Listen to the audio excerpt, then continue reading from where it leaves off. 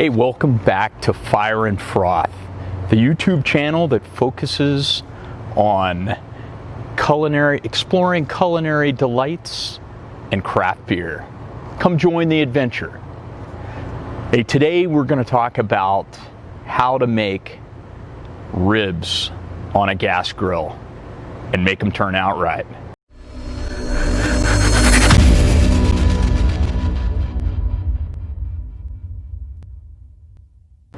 You see, right now I'm staying in a hotel. I've been here for a little while. I'm conducting some training for work, and I'm really missing ribs. I love them. I've got those smokers at home, and I wish I could use them, but I can't. So I want to show you all what you can do. If you don't own a smoker at home, if you've just got a gas grill, there's some things that you can do to make ribs that turn out pretty darn good without a smoker. First thing you got to do, you got to prep those ribs just like you would ribs that were going on the smoker.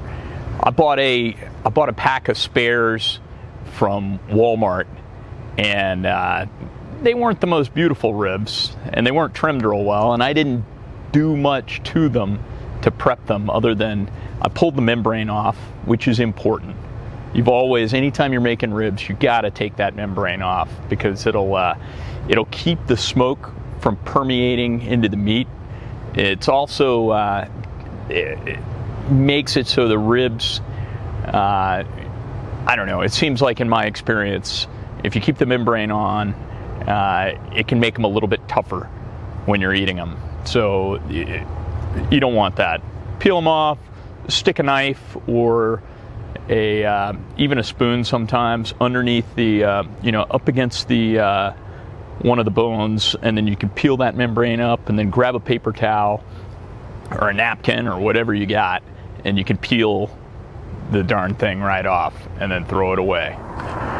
Okay, so we get the membrane ripped off the ribs, cleaned them up, threw that stuff away, and then I got the rub out.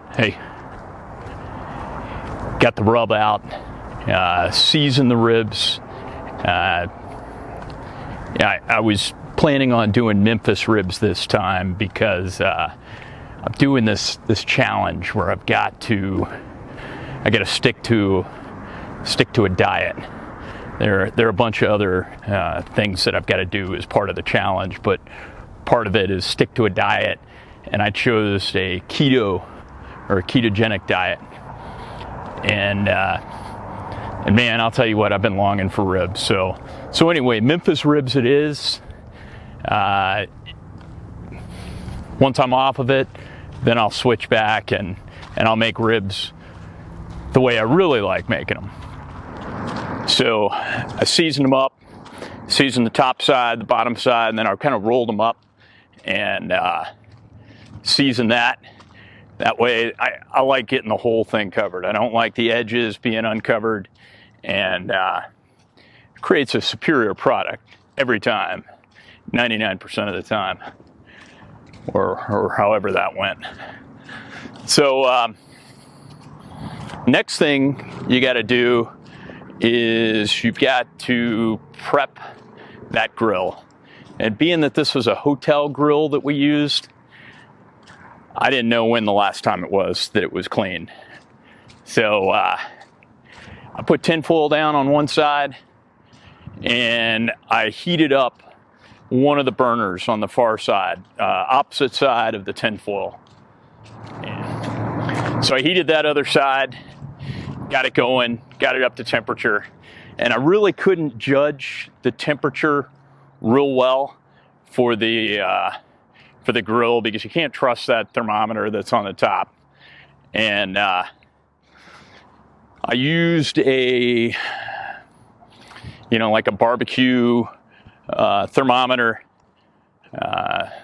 something with a long probe, and I put the probe right on the top of the grill or on the grill grate, and let it go. And that worked pretty well. I mean, I still wasn't completely sure what the temperature was, but it seemed to do a good job. I kind of split the difference between the two, and it worked out all right. So anyway, I got the grill set up. I got the ribs prepped. And the next thing I had to do was get the smoke going. So I used one of those smoke tubes, pellets. There's some type of gel that you use to light the pellets. Did that, followed the instructions, got it going, smoked pretty well, and threw the ribs on, let them go. I planned on, what I did was I put them on, meat side up, let it run for about an hour and a half, cooking at about 250 degrees. And then I spritzed the top, let it go for another 30 minutes. And then I flipped them, spritzed the bottom, which is now the top side, the bone side. And both times, or every time I was spritzing it, I was using a 50-50 solution of apple cider vinegar and apple juice. So let it go 30 more minutes, and then I spritzed it one more time, and then I let it cook for 30 minutes. So now we got about 3 hours total that it's been going on the smoker, or correction, on the grill. And pulled them off. I had some tinfoil ready, and I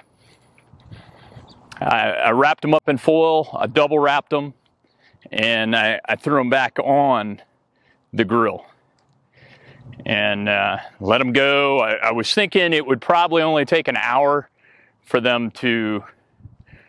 meat to start pulling back off the bones, but it actually took a lot longer than that. It was about 2 hours until it was ready, and really kind of surprised me. But it could have been the temperature of the grill. I didn't have a good handle on what the actual temperature was. I'd use one of those IR temperature guns, the same folks that make the ThermoWorks, I guess. They make one, works great. Use it on my griddle all the time. Once the ribs were done, I pulled them back off, opened up the tinfoil, and lightly seasoned them a little bit more right on that top. Threw them back on the grill. I spritzed them one last time, and I let them ride for about 15 minutes. After that 15 minutes, I pulled them off. I got out my $2.99 chef's knife that I got from Walmart, and I'll tell you what, it was worth all of about 75 cents. That damn knife was terrible. I wish I had my Works knife sharpener here, because I would have put an edge on it and it would have cut. But yeah, so that thing was terrible. But I was able to cut the meat, got the job done, served it up to my classmates, and everybody seemed to like it. I liked it too. It was pretty good. Didn't get quite as much smoke as I would have liked. The color was real nice. The taste and the texture was great. But I'd do it again if I was stuck in a similar situation, longing for ribs and not having any other options, not having a smoker. Then I'd venture out again, and I'd cook them on a grill. So if you've never been to the channel before, Fire and Froth likes to put out videos generally once a week. Every Saturday. This one's probably going to get posted on a Sunday because I've been incredibly busy. But videos are all about cooking, sometimes about craft beer, and occasionally we'll do product reviews. But we promise no crappy recipes. It's all stuff that we swear by. No skunk beer, because nobody deserves skunk beer. And no junk, you know. I'm not gonna endorse any junk. I'll just endorse stuff that I like, and if stuff sucks, then we'll tell you it's terrible. Don't waste your money. So until next time, please join the adventure, cook some good stuff, and enjoy some great beer. All right, be well.